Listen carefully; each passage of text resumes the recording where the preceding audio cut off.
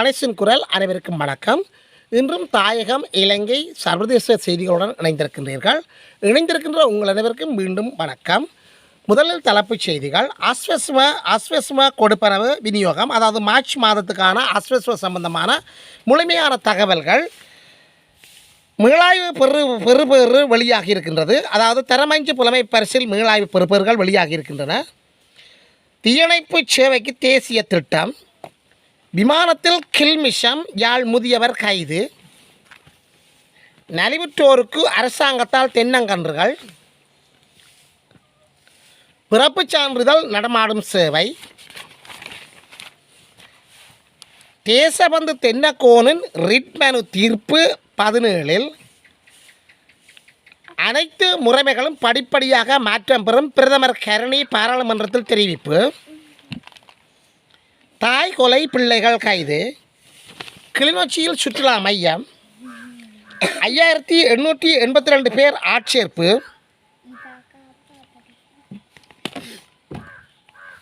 யாழ் மாவட்ட செயலக சுதந்திர தின விழா செலவு வழங்குவதில் பின்னடிப்பு,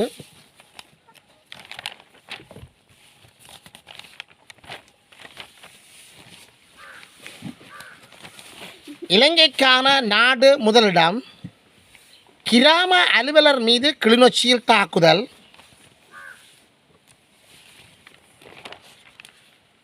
புதிய கல்வி சீரமைப்பு அடுத்த ஆண்டு ஆரம்பம், சுபோதினி ஆணைக்குழு சிபார்சை செயற்படுத்த நடவடிக்கை எடுங்கள், கஜேந்திரகுமார் எம்பி நாடாளுமன்றத்தில் வலியுறுத்து, அதிபர்கள் ஆசிரியர்களுக்கான மகிழ்ச்சி செய்தி, புலிகளின் நீச்சல் தடாகத்தை பயன்படுத்த அனுமதியுங்கள், வடக்கு ஆளுநரிடம் கோரிக்கை, அர்ச்சனா மூக்கை நுழைப்பு இஸ்லாமிய விவகாரங்களில் அஷ்ரப் தாகிர் கடும் கண்டனம், சம்பள முரண்பாட்டை தீர்க்க கல்வி சபை.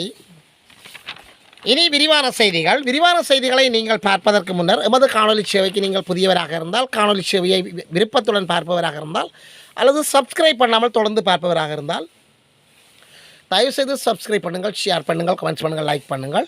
அருகில் இருக்கின்ற பெல் ஐக்கானை கிளிக் பண்ணி ஓல் என்ற பட்டனையும் அழுத்தி நாங்கள் போடுகின்ற காணொலிகள் அனைத்தையும் உடனுக்குடன் பார்க்கக்கூடியவாறான நோட்டிஃபிகேஷனை ஏற்படுத்திக் கொள்ளுங்கள். தொடர்ந்து விரிவான செய்திகள். அனைத்து முறைமைகளிலும் படிப்படியாக மாற்றங்களை கொண்டு வருவோம், பிரதமர் கருணி தெரிவிப்பு. நாட்டின் அனைத்து முறைமைகளிலும் ஆட்சியாளர்களின் பாதுகாப்புக்காக அவர்களின் தேவைக்கு ஏற்றவாறு மாற்றப்பட்டுள்ளன. தற்போதைய அரசாங்கம் அனைத்து முயற்சிகளையும் அனைத்து முறைமைகளையும் மக்களுக்கு சேவையாற்றுவதற்கு ஏற்ற வகையில் படிப்படியாக மாற்றி வருகின்றது. இவ்வாறு பிரதமர் கருணி அமரசூரிய தெரிவித்துள்ளார். அம்பாறையில் நடைபெற்ற சந்திப்பு ஒன்றில் கலந்து கொண்டு உரையாற்றும் போதே அவர் இவ்வாறு தெரிவித்துள்ளார். அவர் மேலும் தெரிவித்ததாவது, கடந்த 5 மாதங்களில் அரசாங்க அதிகாரிகளிடமோ போலீசாரிடமோ இதை செய்ய வேண்டாம், அதை செய்யுங்கள் என்ற அழுத்தம் கொடுக்கப்படவில்லை. அந்த கலாச்சாரத்தை மாற்றியுள்ளோம். சட்டம் அனைவருக்கும் சமனாக நடைமுறைப்படுத்தப்படுகின்றது. நாட்டில் அனைத்து சேவைகளும் படிப்படியாக சரியான திசைக்கு கொண்டு வரப்படுகின்றது. இதை 24 மணி நேரத்தில் செய்துவிட முடியாது. காலம் தேவை. நாட்டை சரியான திசைக்கு கொண்டு வர முடியும் என்று நம்பிக்கை வெளியிட்டார்.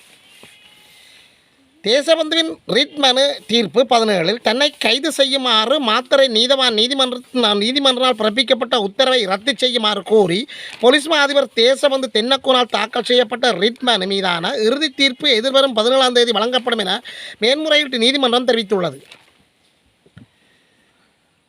ரூபா ஏற்றம். அமெரிக்க டாலருக்கு நிகரான இலங்கையின் ரூபாவின் பெறுமதி நேற்று உயர்வடைந்துள்ளது. இதன் அடிப்படையில் அமெரிக்க டாலர் விற்பனை விலை 299.79 ரூபாவாகவும், கொள்வனவு விலை 291.25 ரூபாவாகவும் பதிவாகியுள்ளது.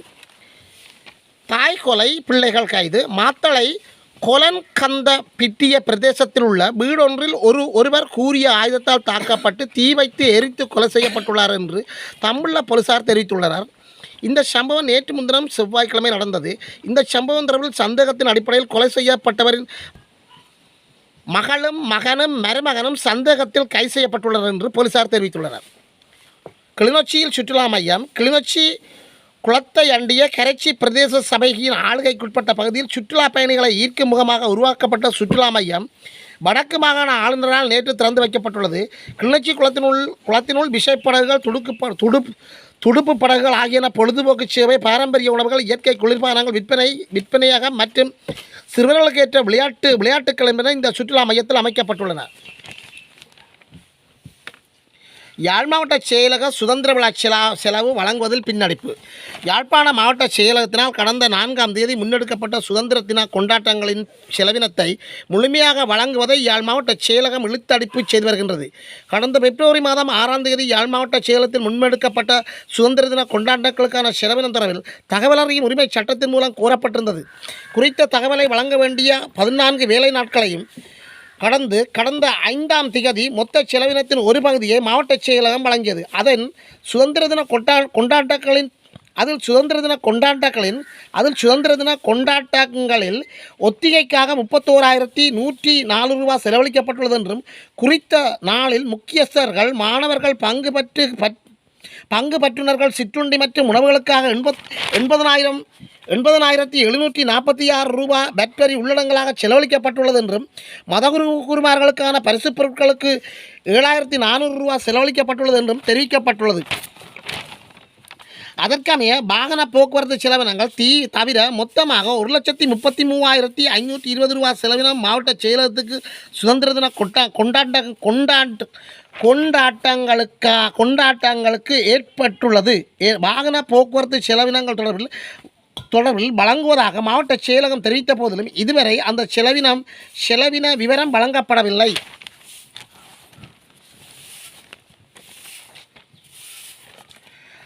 ஐயாயிரத்தி 882 பேர் ஆட்சேர்ப்பு. வெற்றிடமாக உள்ள பதவிகளை நிரப்ப வேறு துறைகள் மற்றும் அமைச்சகங்களில் இணைந்த அமைப்புகளின் கோரிக்கைகளை கருத்தில் கொண்டு அமைச்சகங்கள் மற்றும் நிறுவனங்கள் 5,882 ஆட்சேர்ப்புகளை மேற்கொள்ள அமைச்சரவை ஒப்புதல் அளித்துள்ளது. அதற்கமைய பிரதமரால் சமர்ப்பிக்கப்பட்ட முன்மொழிவின்படி இந்த ஆட்சேர்ப்புகளை மேற்கொள்வதற்கு அந்தந்த அமைச்சுக்கள் மற்றும் நிறுவனங்களுக்கு ஒப்புதல் கோரப்பட்டுள்ளது என்று அமைச்சரவை பேச்சாளர் நலிந்த ஜேதிச தெரிவித்துள்ளார்.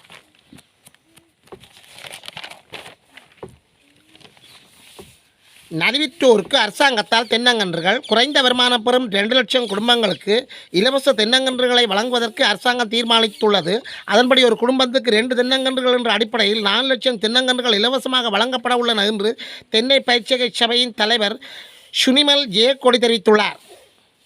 மேலும் இந்த வருடம் 25 லட்சம் தென்னங்கன்றுகளை நடுவதற்கு அரசாங்கம் திட்டமிட்டுள்ளதாகவும் அவர் தெரிவித்துள்ளார். மீளாய்வு பெறுபேறு வெளியீடு. 2024ஆம் ஆண்டு நடைபெற்ற தரம் 5 புலமைப் பரிசில் பரீட்சை மீளாய்வு பெறுபேறுகள் வெளியாகியுள்ளதாக பரீட்சைகள் திணைக்களம் தெரிவித்துள்ளது. குறித்த பெறுபேறுகளை www.doenets.lk என்கின்ற இணையதளத்தில் பார்வையிட முடியும் என்று குறிப்பிடப்பட்டுள்ளது. விமானத்தில் ஷில்மிஷம். யாழ் முதியவர் கைது. இந்தியாவின் மும்பையிலிருந்து கட்டுநாயக்க விமான நிலையத்துக்கு வந்த விமானத்தில் பயணித்த யாழ்ப்பாணத்தைச் சேர்ந்த தமிழர் ஒருவர் நேற்று கைது செய்யப்பட்டுள்ளார். யாழ்ப்பாணம் நைனாதீவைச் சேர்ந்தவரும் தற்போது ஸ்வீடன் நாட்டில் வசித்து வருவருமான 65 வயதுடையவரே இவ்வாறு கைது செய்யப்பட்டவர் ஆவார். குறித்த நபர் அதிக மது போதையில் சக பயணிகளிடம் மோசமாக நடந்து கொண்டதுடன் விமான பணிப்பெண்களிடம் பாலியல் சேட்டையில் ஈடுபட்டார் என தெரிவிக்கப்படுகின்றது. தீயணைப்பு சேவைக்கு தேசிய திட்டம். சேவை வழங்கலின் போது ஏற்படும் பிரச்சனைகளை தவிர்த்து சேவையை முறையாக மேற்கொள்வதற்காக தீயணைப்பு சேவைக்காக தேசிய திட்டம் ஒன்றை தயாரிப்பதற்கு அரசாங்கம் கவனம் செலுத்தியுள்ளது என்று மாகாண சபைகள் மற்றும் உள்ளூராட்சி அமைச்சர் பிரபா ரூபன் செனரத் தெரிவித்துள்ளார். கிராம அலுவலர் மீது தாக்குதல். கிளிநொச்சியில் சம்பவம். கிளிநொச்சி கரைச்சி பிரதேச செயலர் பிரிவுக்குட்பட்ட கிருஷ்ணபுரம் பகுதியில் கிராம அலுவலர் ஒருவர் மீது தாக்குதல் நடத்தப்பட்டுள்ளதாக கிளிநொச்சி போலீஸ் நிலையத்தில் முறைப்பாடு பதிவு செய்யப்பட்டுள்ளது. இந்த சம்பவம் கடந்த சனிக்கிழமை நடந்துள்ளது. 4 பெண்கள் குறித்த கிராம அலுவலரிடம் தமது வதிவிடத்தை உறுதிப்படுத்தி தருமாறு வருகை தந்தபோது அவர்களிடம் கிராம அலுவலர் சரியான ஆவணங்களை கொண்டு வாருங்கள் என்று தெரிவித்துள்ளார். அதனையடுத்து வார்த்தக்கத்தில் ஈடுபட்ட அவர்கள் கிராம அலுவலர் மீது தாக்குதலும் நடத்தியுள்ளனர் என்று தெரிவிக்கப்படுகிறது. சம்பவம் தொடர்பில் விசாரணைகளை மேற்கொண்ட போலீசார் சந்தேக நபர்கள் ஒருவரை கைது செய்து நீதிமன்றத்தில் உட்படுத்திய போது அவரை விளக்கமறியலில் வைக்க நீதிமன்றம் உத்தரவிட்டுள்ளது. சுபோதினி ஆணைக்குழு சிபாரிசு செயற்படுத்த நடவடிக்கை கல்விமான்களுக்கு நாம் அதிகபட்ச ஆதரவை வழங்க வேண்டும். அவர்களுக்கான சம்பளம் போதாது. அதிபர்கள் ஆசிரியர்களுக்கு முயற்சியின் அளவுக்கும் அவர்களின் நல்லெண்ணத்துக்கும் போதிய வெகுமதிகள் கிடைப்பதில்லை. இவ்வாறு நாடாளுமன்ற உறுப்பினர் கஜேந்திரகுமார் பொன்னம்பலம் நாடாளுமன்றத்தில் தெரிவித்துள்ளார். நேற்று முன்தினம் நாடாளுமன்றத்தில் நடைபெற்ற கல்வி உயர்கல்வி தொடர்பான குழுநிலை விவாதத்தில் உரையாற்றும் போதே அவர் இவ்வாறு தெரிவித்துள்ளார். அவர் மேலும் தெரிவித்துள்ளதாவது, தற்போது அரசாங்கம் ஒரு சம்பள அதிகரிப்பை வழங்கியுள்ளது. கடந்த காலங்களில் ஆசிரியர்கள் அதிபர்கள் போராட்டங்கள் நடத்திய போது தேசிய மக்கள் சக்தி உறுப்பினர்களும் அதற்கு ஆதரவளித்திருந்தனர். நாடாளுமன்றத்தில் பேசியிருந்தார்கள். அந்த போராட்டங்கள் காரணமாக 2022ஆம் ஆண்டு சோதனை ஆணைக்குழுவின் பரிந்துரைகளின் அடிப்படையில் முதற்கட்டத்தை அவர்கள் பெற்றனர். 2வது 3வது கட்டங்கள் அடுத்தடுத்த 20 வருடங்களில் வழங்கப்படும் என்று எதிர்பார்க்கப்பட்ட போதும் அது நடக்கவில்லை என்று தெரிவித்துள்ளார். விடுதலை புலிகளின் நீச்சல் தடாகத்தை பயன்படுத்த அனுமதியுங்கள். வடக்கு ஆளுநரிடம் கோரிக்கை. தமிழீழ விடுதலை புலிகளால் பயன்படுத்தப்பட்ட நீச்சல் தடாகத்தை விளையாட்டு வீரர்களின் வளர்ச்சிக்கு பயன்படுத்த தர வேண்டும் என்று முல்லைத்தீவு மாவட்ட துடுப்பாட்டச் சங்க தலைவரும் மருத்துவருமான உதயசீலன் கோரிக்கை விடுத்துள்ளார். கடந்த சனிக்கிழமை முல்லைத்தீவு மாவட்ட துடுப்பாட்டச் சங்கத்தின் ஏற்பாட்டில் முல்லை பிரீமியர் லீக் தொடரின் இறுதிப் போட்டி புதுக்குடியிருப்பில் நடைபெற்றது. அந்த நிகழ்வில் பிரதம விருந்தினராக வடக்கு மாகாண ஆளுநர் வேதநாயகம் கலந்து கொண்டிருந்த நிலையில் இந்த கோரிக்கை முன்வைக்கப்பட்டுள்ளது. முல்லைத்தீவு புதுக்குடியிருப்பு இரணைப்பாலை பகுதியில் விடுதலை புலிகள் பயிற்சிக்காக பயன்படுத்தப்பட்ட நீச்சல் தடாகம் தற்போது இராணுவத்தின் கட்டுப்பாட்டில் உள்ளது. அந்த நீச்சல் தடாகத்தை விளையாட்டு வீரர்களின் வளர்ச்சிக்கு பயன்படுத்த அனுமதிக்க வேண்டும் என்று கோரிக்கை விடுக்கப்பட்டுள்ளது. அர்ச்சுனா மூக்கை நுழைக்கின்றார். இஸ்லாமிய அமைச்சு அதாவது அஷ்ரப் தஹீர் கடுங்கண்டனம். இஸ்லாமிய விவாகம் விவாகரத்து சட்டம் தொடர்பில் யாழ்ப்பாண மாவட்ட நாடாளுமன்ற உறுப்பினர் அர்ச்சுனா ராமநாதன் சபையில் தெரிவித்த கூற்றுக்களை மீளப்பெற வேண்டும் என்று திகாமடுள்ள மாவட்ட நாடாளுமன்ற உறுப்பினர் அஷ்ரப் தாஹீர் நாடாளுமன்றத்தில் வலியுறுத்தியுள்ளார். நாடாளுமன்றத்தில் நேற்று முன்தினம் கல்வி அமைச்சின் மீதான வரவு செலவு திட்டத்தின் குழுநிலை விவாதத்தில் உரையாற்றும் போதே அவர் இவ்வாறு தெரிவித்துள்ளார். அவர் மேலும் தெரிவித்ததாவது, நாடாளுமன்ற உறுப்பினர் அர்ச்சுனா எமது மார்க்கத்துக்குள் மூக்கை நுழைத்து விட்டார். அவர் அதை தெரிந்து செய்தாரா அல்லது விளம்பரத்துக்காக செய்தாரா என்று புரியவில்லை. நாங்கள் புனித இஸ்லாம் மார்க்கத்தை ஏற்றுள்ளோம். எங்களது மார்க்கம் பூரணப்படுத்தப்பட்டு விட்டது. அதில் எவரும் மூக்கை நுழைத்து மாற்றங்களை செய்ய முடியாது என்றார். சம்பள முரண்பாட்டை தீர்க்க கல்வி சபை. ஆசிரியர் அதிபர் சம்பள முரண்பாடுகள் மற்றும் சேவை நிலையில் காணப்படுகின்ற பிரச்சனைகளை தீர்ப்பதற்கு நடவடிக்கை எடுக்கப்படும். அதற்காக கல்வி சபையை உருவாக்குவதற்கான நிறுவம் கல்வி அமைச்சால் எதிர்வரும் வாரம் அமைச்சரவைக்கு சமர்ப்பிக்கப்படும் என்று தொழில் பிரதி அமைச்சர் மஹிந்த ஜெயசிங்க தெரிவித்துள்ளார். அஸ்வஸ்வ கொடுப்பனவு விநியோகம் 2025ஆம் ஆண்டு மார்ச் மாதத்துக்கான அஸ்வஸ்வ கொடுப்பனவு நேற்று வங்கி கணக்குகளில் வரவு வைக்கப்பட்டுள்ளது என நலன்புரிகள் நன்மைகள் சபை தெரிவித்துள்ளது. குறித்த பயனாளிகள் இன்று முதல் தங்களுடைய அஸ்வஸ்வ வங்கி கணக்கில் இருந்து உதவித்தொகைகளை பெற முடியும் என நலன்புரிகள் சபையினர் தெரிவித்துள்ளனர்.